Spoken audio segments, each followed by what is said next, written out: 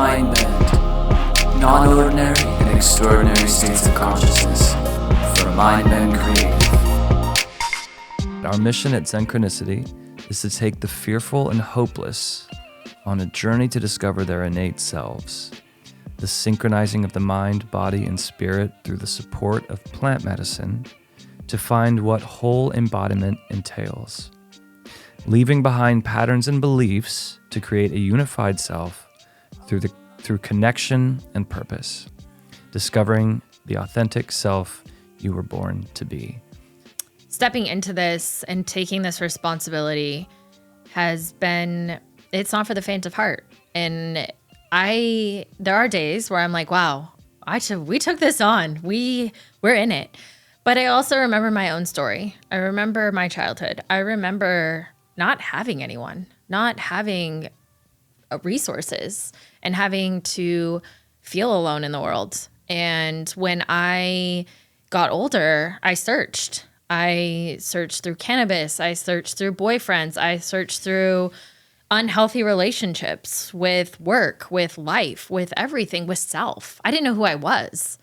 And, it was that journey. That's what those 10 years of digging deep, trial and erroring, and, to land 2 feet in front, like square, to say, okay, now I can look back at my tools and where I messed up and what I learned. And if I can reach a hand to someone else, even if it's just a small morsel of I've got you, or someone else has walked the walk, that can change someone's life. And I then realized that responsibility is a gift, and it's so profound. And if I can just help one person know that they're not alone, then my work is done. You have the same mentality of how you accept this charge and feel about it day to day? I accept this charge because it keeps me accountable. Every day when I reach back to help somebody else see the light in themselves, it's me holding myself to a higher standard and to keep myself in the work and doing the work, because the only way to teach anybody else anything is to embody the work. And so every day it drives me to do better and be better, and to allow other people to see that within them. It's not this huge thing in front of them. It's in the small actions every day of who you're choosing to be, and eventually you become it. And for me, a little bit the work is selfish in a way, I guess, because every day our clients teach us so much more than I feel like we teach them. And it's actually, I take it as a gift, and I'm honored every day that people trust me with their stories and with their path. And it makes me feel so alive and so much more rooted and grounded into this work every day, just knowing what other people have lived through and survived. And that we really are all in this together. And I wouldn't choose any other work, because it literally lights my soul on fire to understand the suffering and pain that happen every day. And yet there's still so much love and light in the world, and we're seeing it more and more daily. And this work, I've been in other forms of work, and I felt just so unfulfilled. And in this work, you get to see people really realize how much potential they have, and that nothing is a sentence for life. Like there's always choice. I visit with people who are stepping into roles of being teachers and being facilitators and being guides. And it's encouraging. It seems generally encouraging. I know that it's fraught with opportunities to go awry, but it seems like it's a time that's open for that. I mean, what do you think? Does it seem like there's more of that happening now? Is it just out of necessity? I think absolutely it's happening. I think the era of social media, I mean, it's no longer newspapers, right? It's what is happening now? What is going on? What are you thinking? What's happening? And I think a lot of people are kind of hitting a threshold, especially after COVID. They were isolated. There was this like, oh my gosh, I need human interaction. And now it's leaning into those conversations. And whether it's comfortable for them or not, the more we have them and the more we hear them, the more comfortable they become.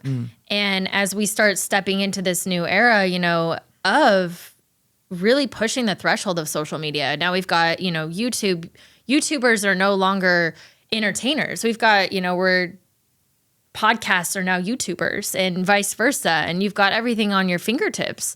If you want to have or hear a conversation and you want to learn, it's no longer in the newspaper. You can learn and you can grow and you can stretch those boundaries if you choose to. Yeah. But for anybody who's tuning in and not familiar with what you've done, and it did allude to it in the front page of the website, plant medicine, but plant medicine could be any number of things. Absolutely. We're going to talk about psychedelics in particular because what you do with people involves the administration, or we can say that, right? It involves introducing people to the idea of microdosing as a component of a holistic picture of health and wellness. So you're creating a container that people can find and a community that they can participate in, and you offer advice about incorporating psychedelics towards what? On the website, it says authentic self you were born to be. Yeah, so we dig deep into self. We start from the base root of what are your thoughts? What's happening in your head? Thoughts are the fastest form of energy that we know of. Boom, right? It's my thought. But so many people don't even realize that their thoughts become their reality. And you can dive deep into quantum physics and manifesting and everything, but it all goes back down to a thought. And society programs us a certain way. So we have a 12-week program that we really structure. We start off at the very beginning, like, let's look at your health and let's look at your thoughts. Are you mentally healthy? Are you physically healthy? Do you have movement in your life? Do you have something outside of just your 8 to 5 job and your children and your husband or your partner or whatever? And, so many people come to us and they're like, oh my gosh, I am so unaware of my thoughts. I'm so unaware that I'm not being present. And in this structure of this 12-week container, we open this entire thing of every week is something different. And it's diving deep into your thoughts, what are you eating? How are you showing up? What is, are you breathing? Most people don't even breathe past their collarbones because they don't know how to, because everything is so stuck. So we teach them actually how to breathe. Breathe into your belly, breathe down into your diaphragm. And it's amazing how many people are like, wow, I was breathing wrong. Wow, well, were you thinking? Like, how are your thoughts when you've learned to breathe correctly? And their clarity, it's just week 1. They're like, it's not even the psilocybin. They're like, wow, my body. I'm like, yeah, that could be the psilocybin, but that could just be that you are now aware of your thought patterning. And, we start digging deep into Carl Jung's theory of the masculine and the feminine. And are you taking care of you so that you can show up as best self? Does everyone want to talk about Carl Jung? Most people aren't against him. Most people don't even know who he is. Yeah. They're all about Freudian, and which is fine. Freud was, godfather of psychology, but Freud went a little bit of a different route, which is modern psychology. Carl Jung was definitely about the conscious mind and the mass consciousness and balancing the masculine and feminine within self. And, he was Freud's prodigy, but he totally had a different approach to psychology. Yep. We mentioned Carl Jung and where we get things in case people want deeper sources, right? Mm-hmm. But it's really just comes down to what are your thoughts, and that's Tao. So where it's like Western mind, Eastern body, it's those two philosophies combined. You say that to people? Yes. So it's how do we connect the Western mind, right, and Eastern philosophies that are thousands of years old. They have it far more figured out than we do, right? And that's the yin and yang. That's everything in life. People go to psychiatrists and psychologists, and I've been to them, and guess what? Most of the time what I want to do is talk about my relationships. And that's what we focus on. It's like, how am I taking care of me for you, and you take care of you for me? And how am I a complete person? Because you can only meet somebody or love somebody as deeply as you know yourself or as deeply as you love yourself. Everything comes back to self. What is your relationship like with your being? Are you worthy? Do you believe in love? Do you feel love? Do you even know what that means? Are you afraid of it? Where are your fears? Where do those lie? What happened as a child? These kinds of things, and everything is about patterning. The universe is patterns. Your thought is patterned, your body is patterned. Everything exists in what we call the field, right? Which is quantum physics.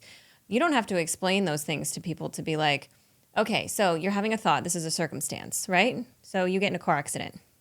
Either this is the worst thing that ever happened to you, or guess what? Now I'm probably going to get a $40,000 check in the mail and I'm going to be able to pay off some debt. And again, you have a choice of whether this is going to be the worst thing that ever happened to you or something good will come of it, right? And that's the choice. The circumstance you have no power over, but you do have power over your thoughts. And thoughts become, feelings. Feelings become actions. Actions result in your life. And how you're acting directly results to the thoughts that you choose to give power to. So it's actually quite simple what we do. And then, as we were talking earlier, masculine and feminine exists in all of us. Like I have a masculine side when I'm at work. I have a feminine side when I get into flow or creativity. These things exist just in the universe, right? It's like we see male and female in animals and all of these things, but it's actually energies that Carl Jung referred to. And it's understanding that those different energy lines, right? In Eastern, the left side of the body is feminine, and the right side is masculine. So it's really interesting when you start to look at disease and things like that. And this gets wild. It's actually German new medicine that you can start to study. And when I studied with Dr. Berg in Arlington, Virginia, we studied a lot of this of when you really start to fuss, or you have, let's say, a trauma of your dad abandoning you at like 3. That lives on the right side of the body. Or if you have a really bad heartbreak, right? You usually get sick in the lungs or where the heart is around because that's where the energy field is focused. And then, a lot of times you start to eat like crap when you don't feel good or you're depressed. It's like that joke, right? When, a girl gets her heart broken, her friends bring her ice cream. Sugar causes inflammation. So it's really quite simple because people don't need complex. I want to dive in deep and understand every facet of everything. But really, we have such short attention spans. So I want to get my point across. I want to get it across very simple, and I want to do it in a sentence for the most part so that they're like, boom, whoa. And it at least triggers intrigue. It's like, what are you talking about, masculine and feminine? Because, you think of that as just like having a penis or a vagina. That's not a thing, right? Because energy is androgynous. It doesn't actually have anything. It takes the form of what you think it does. So it's a thought. It's embodying a frequency. So, when you think of like the law of attraction or, the heart or vulnerability, it's a feminine, like I think, okay, softening. I think of like my mother, right? A hug. It helps me to picture things. So, but it's really, everything comes down to energy. Our bodies are matter, slowest form of energy. A thought is the fastest form of energy, what Nicole said earlier, right? But if both are energy and both interact, then of course one affects the other. Because what exists in the field eventually has to slow down into matter. So essentially it's this, and this is the easiest way to explain it. If I take a pebble and drop it in water, okay, it creates a ripple, right? If I freeze that, hold it up, like cut out a part, hold it up, shine a laser through it, on the other side of the laser where it stops, it will replicate the exact pebble, no matter how big the ripple gets. Now this is scientifically proven. Now that's an auric field. So in quantum physics, your thought is that pebble. And that's that powerful that eventually it becomes everything, right? So if I think I am healthy every day and I'm going to be my best self, I start to act different. I start to eat different. I start to function different. Eventually I become the embodiment of my exact thought. And that is 90% of what we teach. Now, the masculine and feminine is more about trauma and how you're interacting with your trauma and how to, because we all have wounds, we all have trauma. I want to create scars out of those wounds. I never want to make them disappear because I believe that there's where your strength comes from. So we choose to empower people from their trauma. I have sexual trauma. I have alcoholism as a father. I have all of these things. And yet at one point I was a victim to them. And now I get to help other women or men that have been through those things And it's like we're all people and we've all had these terrible experiences, and the people that hurt us were broken. And we don't have to give that the power, but we can come to other people open-heartedly and realize that those wounds don't have to be wounds. Of course, they're scars, but you have so much more wisdom because of that pain than you ever could. Pain is our greatest teacher. People are so afraid of it, and yet if we embrace pain, it tells us everything. Yeah, pain can often mean, though, that you're too close to the fire and you'll get incinerated and die. Exactly. Well, I'm not saying going and looking for pain, but I'm saying the pain that we've been through, right? And if it's emotional pain, then it's like a compass, right? How do I redirect this? Or how do I find an outlet that's positive for it? And you see that in alcoholics and things like that when they're in AA, right? They become of service to other alcoholics, and then that pain starts to subside so they don't have that will to drink anymore. So it's a lot like the 12-step program. And again, even the 12 steps is quite simple. The complexity of things, and also it's not nothing against antidepressants and SSRIs. If people need to take those and that's what they feel, amazing. But for me, having a life sentence of something that I'll probably never get off of was really scary to me. And I didn't like that. That was not something that, I wanted to do personally. And I know they've saved a lot of lives and stuff like that. But if we have another option, which psychedelics seem to be with all of what I've seen, what John Hopkins is doing, what we're seeing other people do, it seems like there's an option that's not a life sentence. And even if it's an option and there's no side effects, that's extraordinary in itself. It should be explored to its fullest capacity. And I'm really hoping to see that. But it's also having intention and framing around guiding the medicine, right? Because I have an ex-boyfriend that's an alcoholic, and he'll just take like handfuls of mushrooms and be like, it's not working. And it's like, well, yeah, you don't have framing or intention. You have to like actually do the work. So yeah, it's how is the tool being utilized? Right. What is the container? Is there any ceremony or forethought to it? Is there any integration afterwards?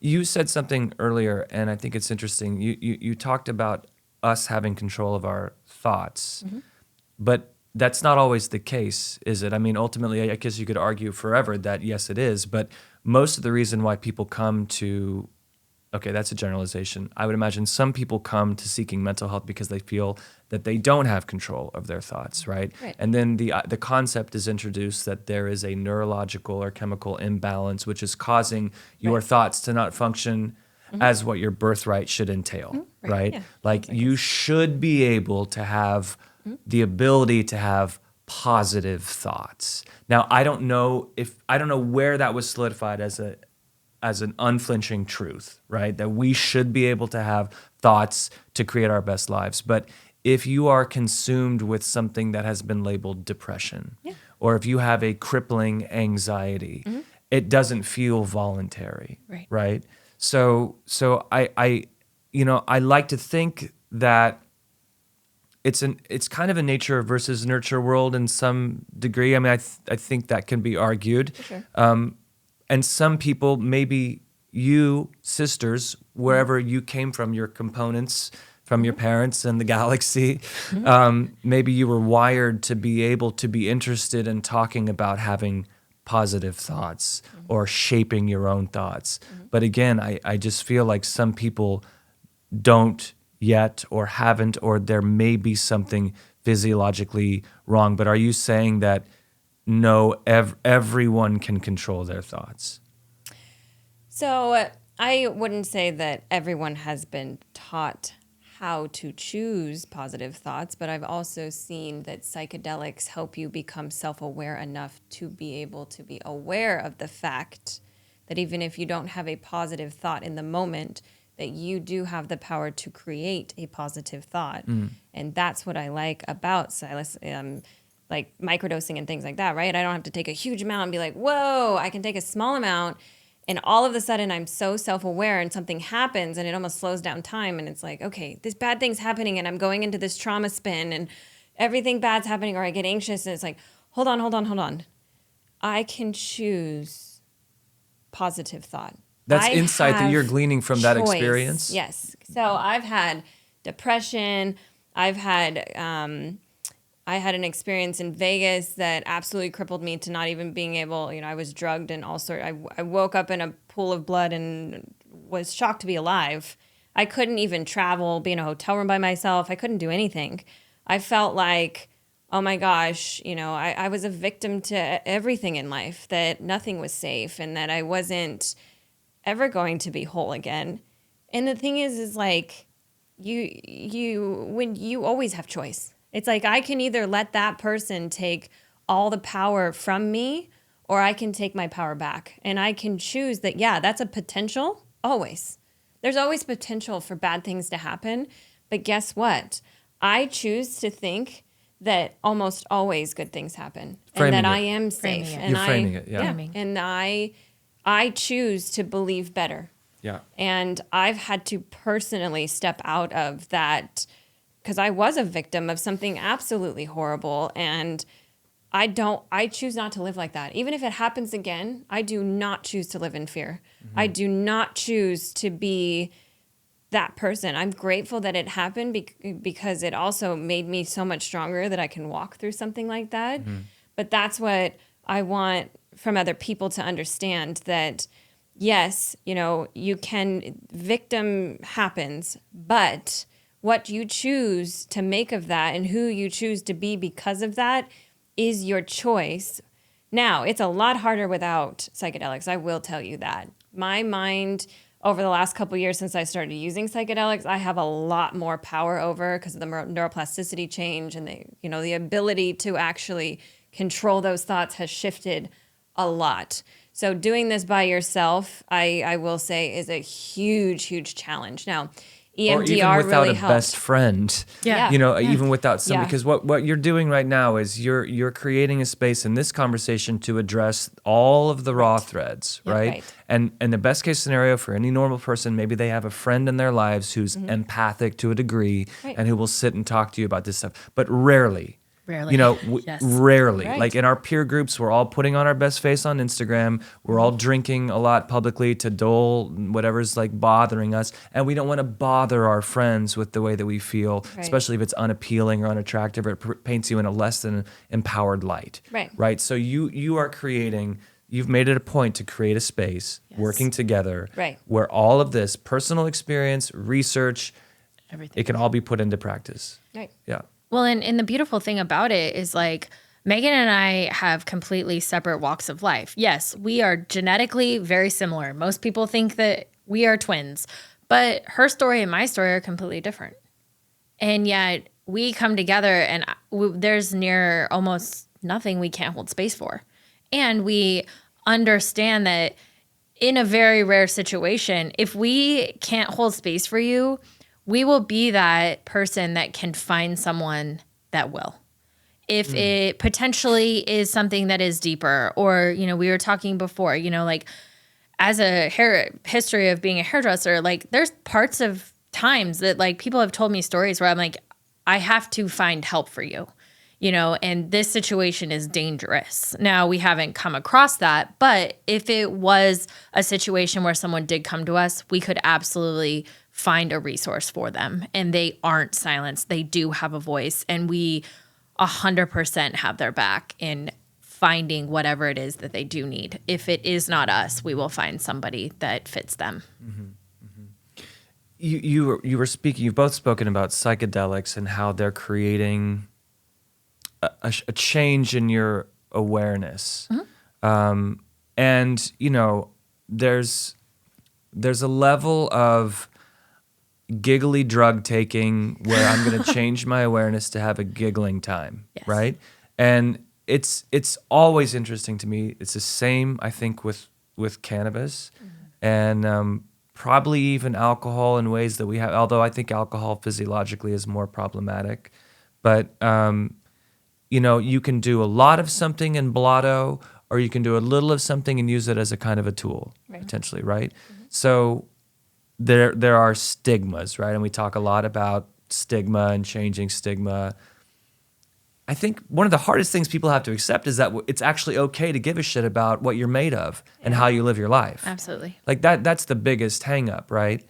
But if you're saying right here today that if you take psilocybin, your sense of awareness of what this experience of living is informed by that compound in a way that has enabled you to see different possibilities.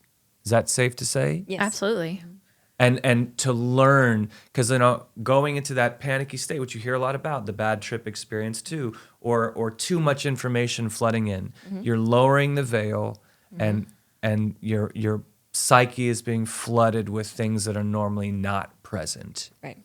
The container that we have to maintain so that we can work and eat and drive without getting into accidents. Okay. But there are lessons to be learned from interacting with powerful compounds that may have sprung from the planet to offer guidance to sentient beings like human beings. Yeah. Yes. Yeah. So tell me a little bit more about exactly what happens when psychedelics are introduced into a person's consciousness who's looking for answers as to why they're suffering and stuck in ruts and dealing with past experience. And by the way, trauma, I was taking a walk with a friend this week and she just hates that term.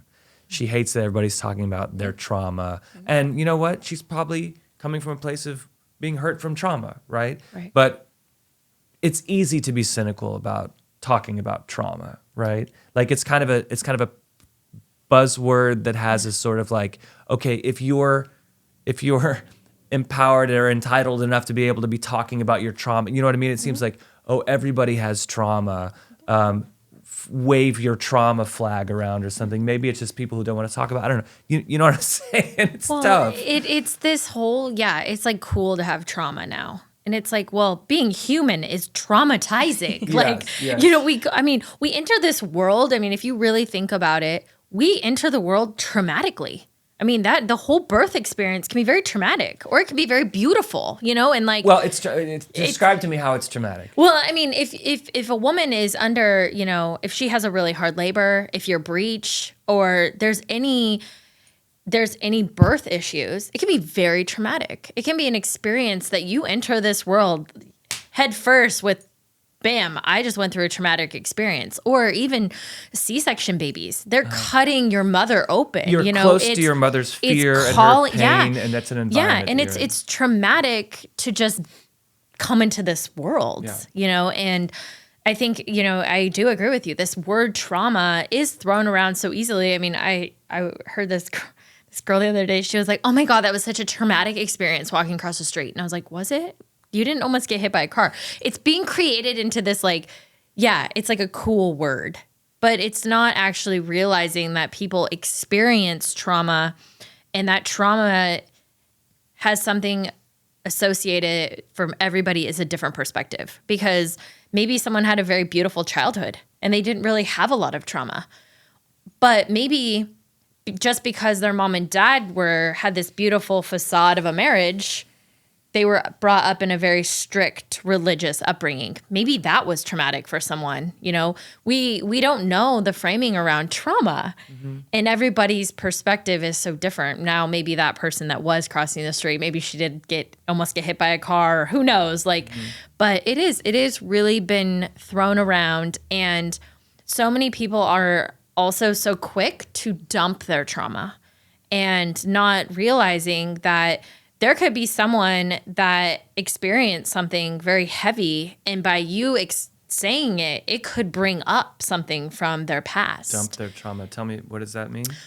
So a lot of times people, when they experience something that is very deep or, traumatic, they want to tell someone else. And it's, oh my God, this happened to me. And they just start spewing details and not asking permission from the individual that's receiving it.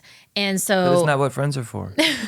Absolutely. But if someone I'll use the example of a child, if you came to me and maybe I had a very deep traumatic experience as a child, sexual abuse, and you start telling me about maybe you had a sexual experience that may or may not have been equally received. Yeah. And you start telling me without maybe asking, hey, can I work something through with you, and opening that space. Instead, you come to me and you tell me about this. And that was so deep rooted in me that it pulled it up, and it caused a severe, almost PTSD response. And I may have not even had the conscious resignation with it, but my body, and I could go into a panic attack or something that is so deep within me, but I don't even know what it is. I just know that I'm being triggered by you telling me this story. And I see it all the time as having been a hairdresser. People will just tell you. They just tell you and tell you. And it's receiving and understanding that you have to open space to hear something that has traumatically happened to another human can be traumatizing to someone else. And being aware of that, I think, is so important, especially if the space is not open, or like we have not ideally invited someone else to be in that with you. I know I've looked on Google at times to see what the definition of trauma is, and what I think I retain is a pretty universally accessible definition of trauma is when your orientation is shifted beyond your control, or when you're disempowered by something, having mainly to do with thinking something is one way and then having it completely flipped. Right. And I think everyone can identify with that. And you know Absolutely. what? We're just goofy humans that are stuck with language right now. We are. To express ourselves, Yeah. right? So, but maybe it's a hug, or Yes. maybe it's eye gazing, or maybe it's breathing, or maybe it's the private experience of having a psychedelic experience, where there's information is being shared. Yep. Experientially, you're having a dialogue. What equates to a dialogue?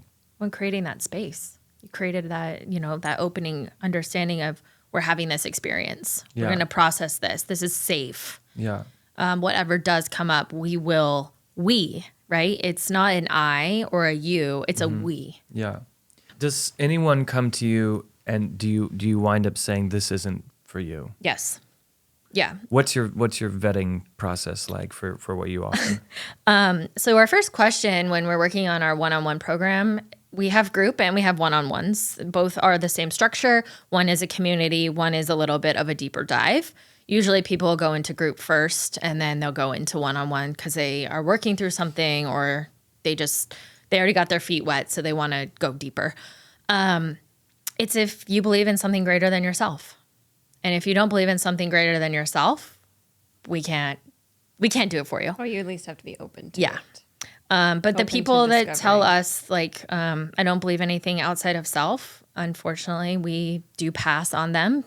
And we even ask them, like, most of the time when we get applications and they say no, we'll be like, hey, can we like have a Zoom call with you, or can we dive a little bit deeper?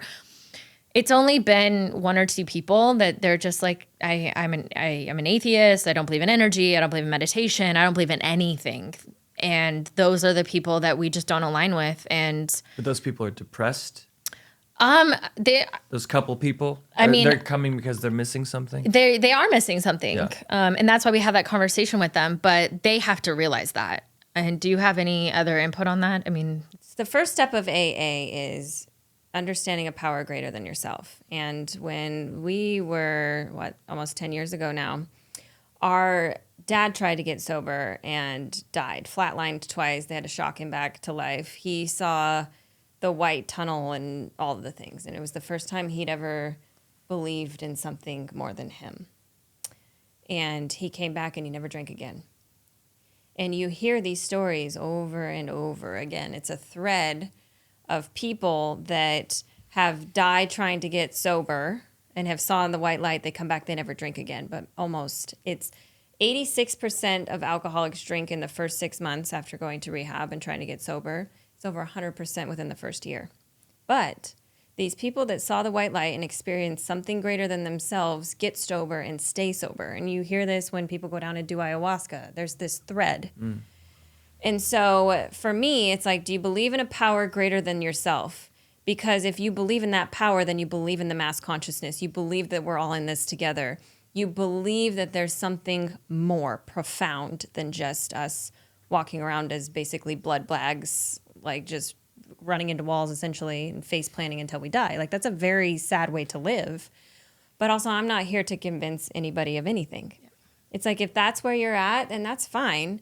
But everything that we pull from is basically quantum physics, right? And when science started, it said, we're going to prove that there's not a God. Well, it's actually done quite the opposite and proven that there is something greater out there, or at least aliens or something, right? That's all you have to believe in, because you have to understand that there's more than just this. Because even in astrology, and I'm an astrologist, the opposite of like any kind of addiction, because I can see addiction in a chart, is God. It's Pisces. It's ruled by Neptune. It's the unknown, but the unknown controls that which, a power greater than yourself.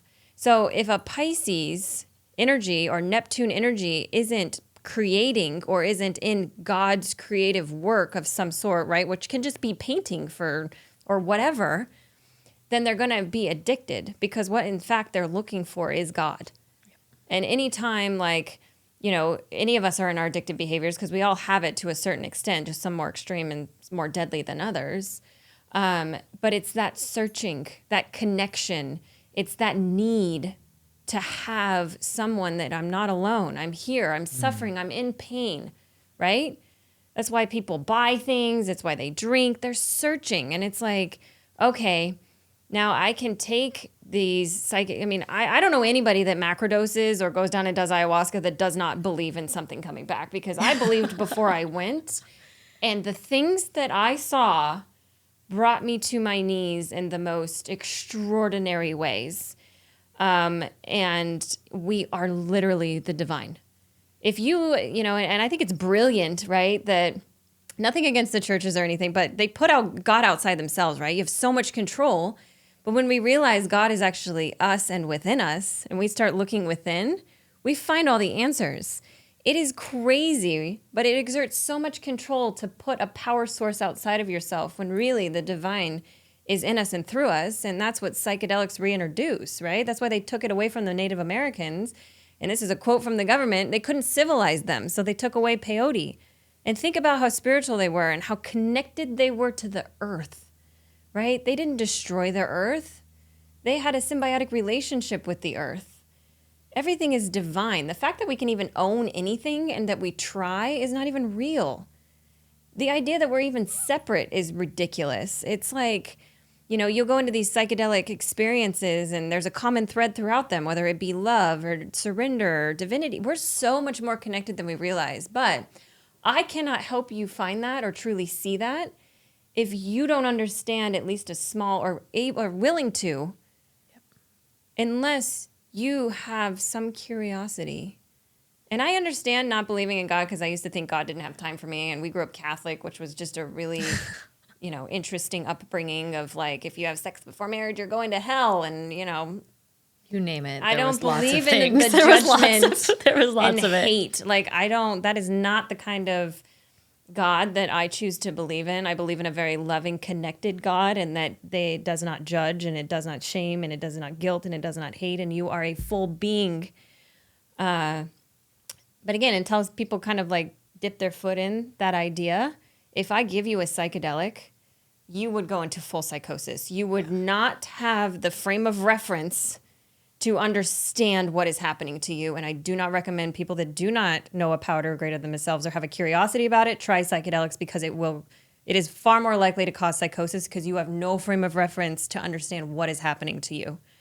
And that can cause a complete mental break, because the stuff you will see, and even on I've taken like a gram and I'll close my eyes and I'm like, what is happening?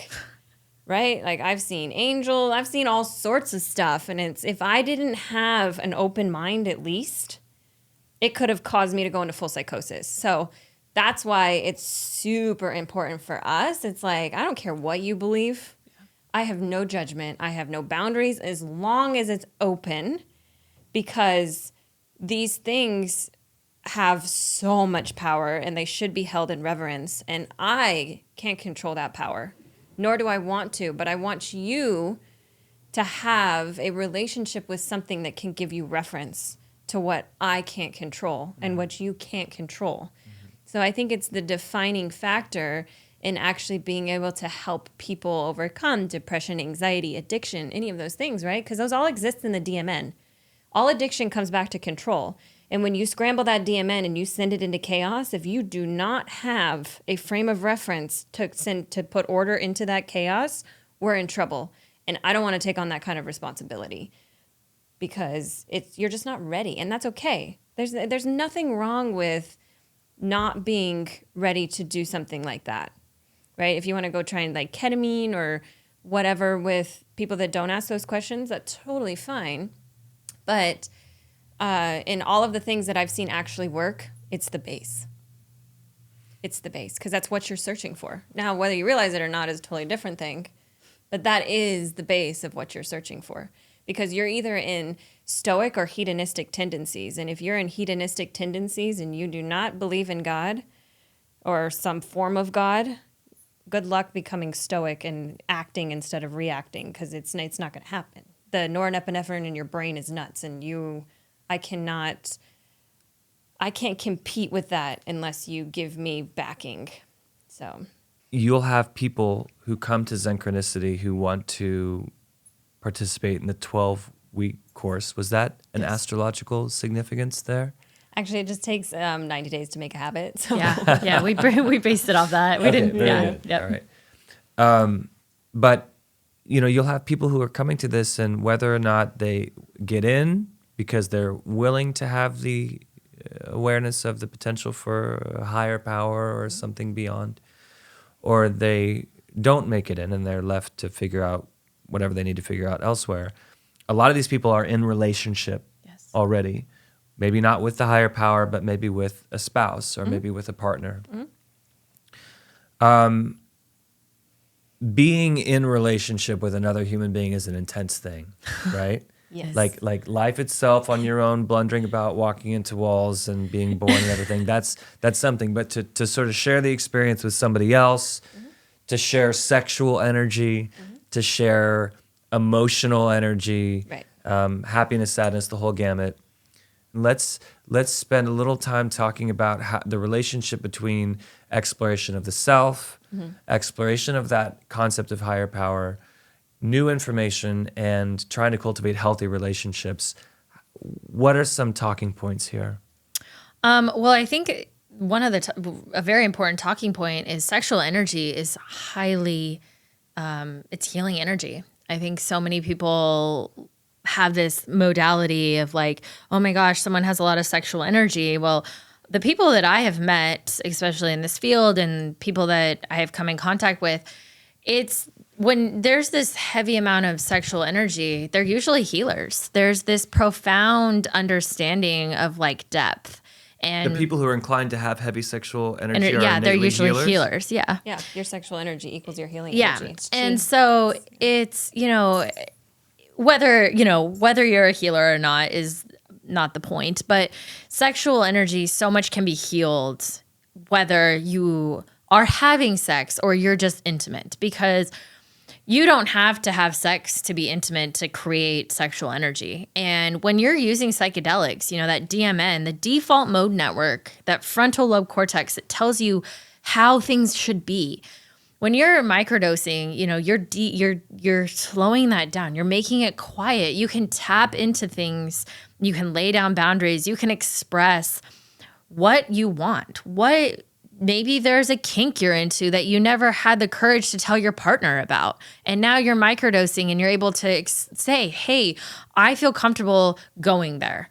Or, hey, I want to explore this. And it opens and softens for a space of healing that I think a lot of people are scared to go to. And, we talked about alcohol earlier, like people get drunk and then they're just like, ooh, let's have fun, right? Well, without being, a lot of times a lot of alcohol, you can be out of control. You can feel like, oh, I'm going to regret this. When you're using psilocybin, you are still fully aware. And so you can explore deeper. And like, even if it's not having sex, you could just take a bubble bath with your partner and you're both on a microdose. And it's like, wow, you're present, right? You're just like these bubbles and this water and everything is just more centralized.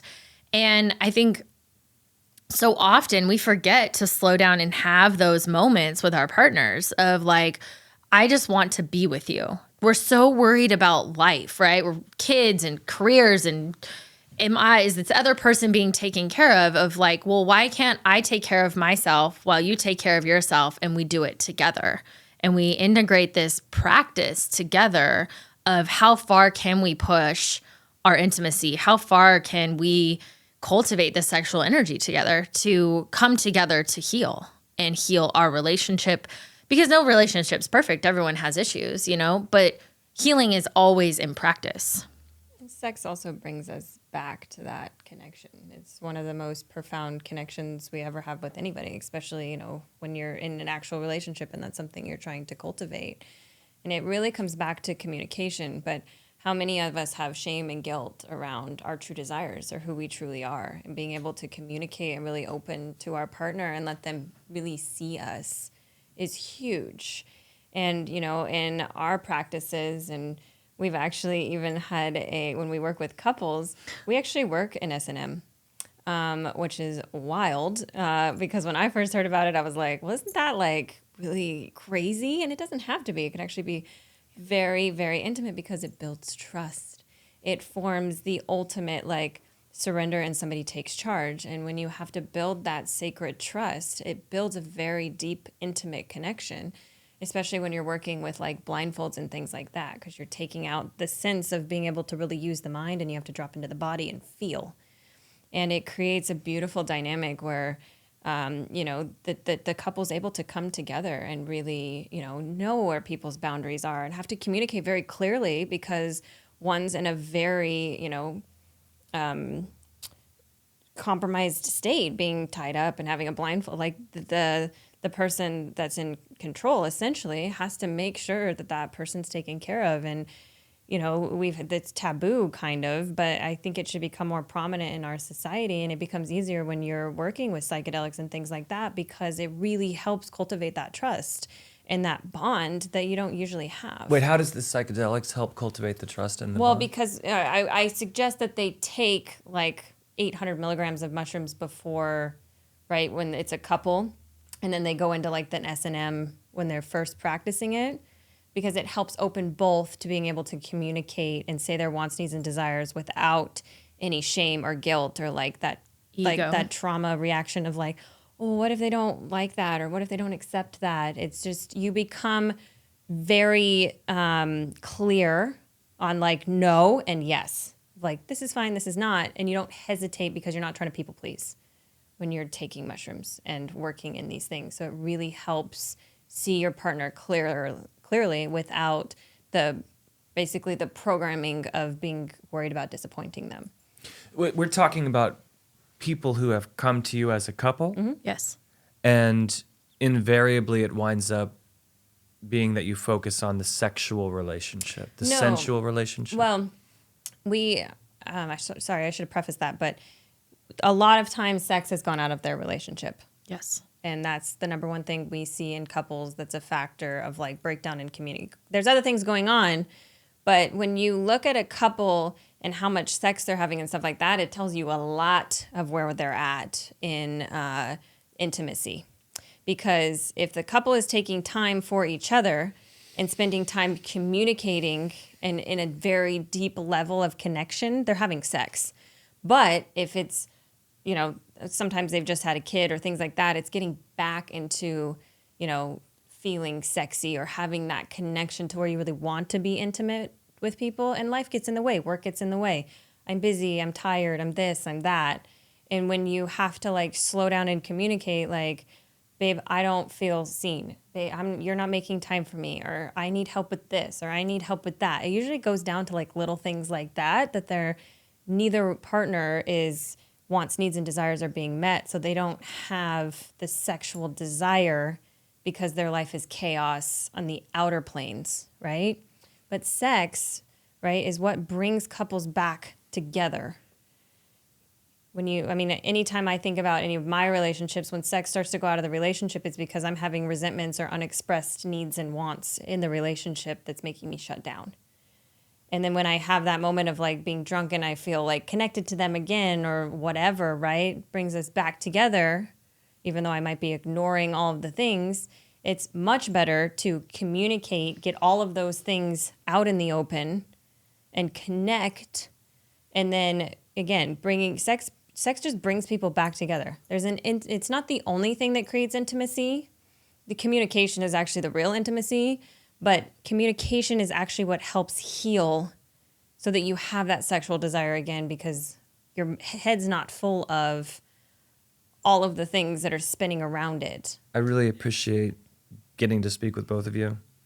And if somebody wants to learn more about the work that you do, Zenchronicity. Yes. Zenchronicity. Zenchronicity Yep. is the website. Yep. Zenchronicity222.com. 222.com. Yes. And then Instagram is Zenchronicity_sisters. That is Megan and I's page. We don't filter anything. And then Zenchronicity222 is our business page. We just strictly business. If you don't want to see the dogs or, the day in the life of us in LA, then you can just go to our business page. I think it's cool that you've created this container to go over some of what we've talked about today. And I wish you both the best luck and love in continuing the practice. Thank you for having us. Thank you. My pleasure. Thank you.